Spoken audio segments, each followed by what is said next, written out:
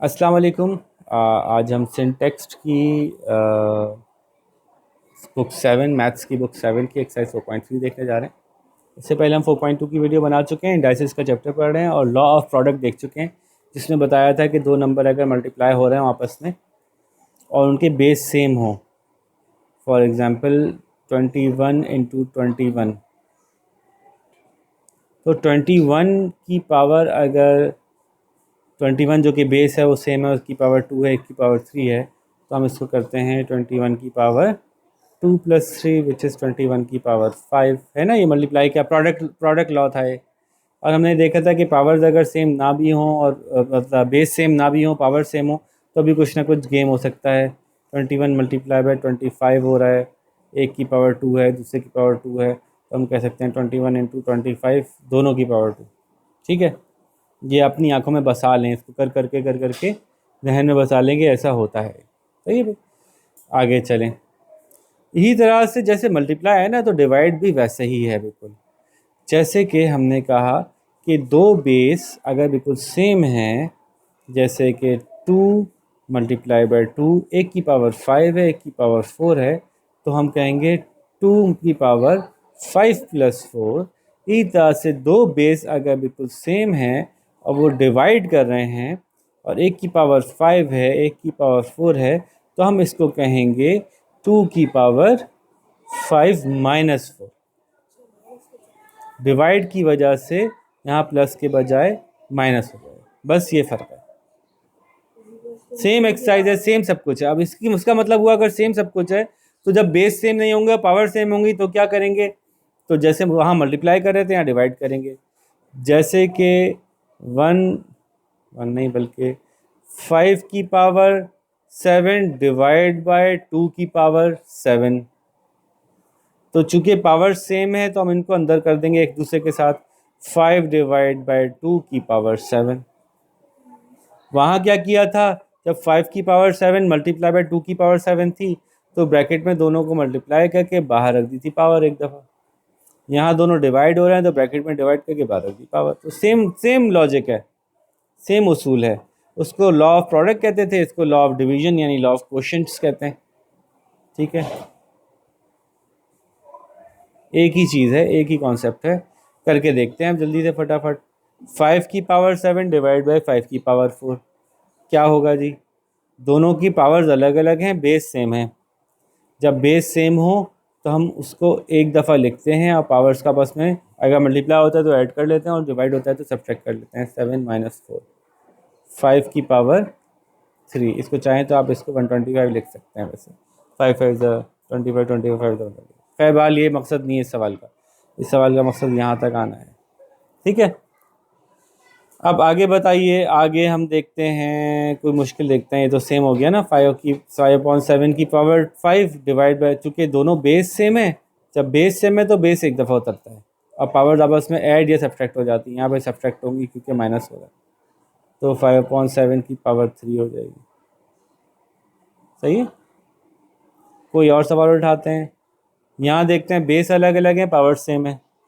जब बेस अलग अलग होते हैं तो 2/5 डिवाइड बाय 3/5, और पावर सेम है तो पावर एक दफ़ा लगा दी। बस बस इस बात का ख्याल हम करते हैं कि जब एक फ्रैक्शन दूसरे फ्रैक्शन को डिवाइड कर रही होती है तो हमें डिवाइड का साइन पसंद नहीं है, हम इसको मल्टीप्लाई के साइन में कन्वर्ट कर देते हैं। तो हो जाएगा 2/5 मल्टीप्लाइड बाय, जब डिवाइड के साइन को मल्टीप्लाई में कन्वर्ट करते हैं तो उसके जस्ट बाद वाली जो फ्रैक्शन होती है वो पलट जाती है, वो 3/5 से हो जाएगी 5/3 की पावर 6। अब देख लें क्या आपस में सॉल्व हो सकते हैं। तो नीचे ऊपर वाले एक दूसरे को डिवाइड कर रहे हैं ना, नज़र आ रहे हैं ना आपको कि ये नीचे 5 है, ये सारे नीचे वाले सारे ऊपर वालों को डिवाइड कर रहे हैं। तो 5 1 5, 5 1 5, आंसर आ गया 2/3 की पावर 6। थोड़ा सा एक स्टेप बढ़ गया इसमें, लेकिन अगर आप इसको पॉज करके दोबारा वीडियो को पीछे जाके देखेंगे तो आपका मसला हल हो जाएगा। मैं अगला भी ऐसे ही करा देता हूँ। अच्छा, ये तो आसान वाला है, इसमें बेस सेम है। तो 7/11 की पावर 6 माइनस 5, 7/11 की पावर 1। जब पावर 1 होती है तो लिखते नहीं है, वो एक ही बात होती है। ये आंसर आ गया आपका।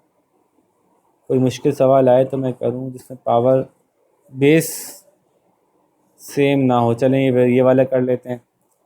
बेस सेम नहीं है, पावर सेम है, तो x अपॉन वाई की पावर 4।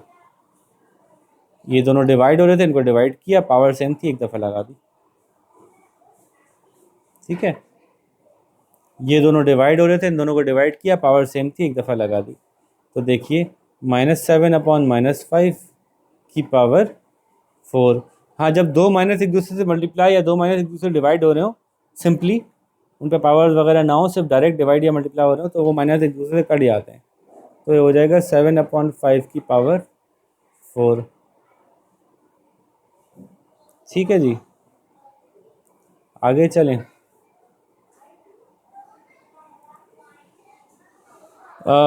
ये भी आसान है,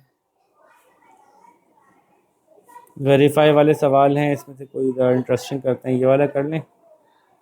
कह रहे हैं कि -3 की पावर 8 डिवाइड बाई -5 की पावर 8। तो ज़ाहिर है ये आगे क्या बन जाएगा, खुद ब खुद दोनों की पावर सेम है, तो -3 डिवाइड बाई -5 हो जाएगा। पावर 8 थी, एक दफ़ा लग गई। कह रहे हैं साबित करें कि 3/5 की पावर 10 डिवाइड बाई 3/5 की पावर 2 के बराबर है। तो इसका मतलब हमें इस साइड को भी सॉल्व करना पड़ेगा, है ना। पहले हम इस साइड को सॉल्व कर लें, ये दोनों माइनस कट गए एक दूसरे से, हो गया 3/5 की पावर 8। इसको देखते हैं हम, सेम बेस हैं तो फिर आपस में पावर सब्ट्रैक्ट हो जाएंगी। 3/5 की पावर 10 - 2, 3/5 की पावर 8 इज इक्वल्स टू 3/5 की पावर 8 वेरीफाइड। ठीक है,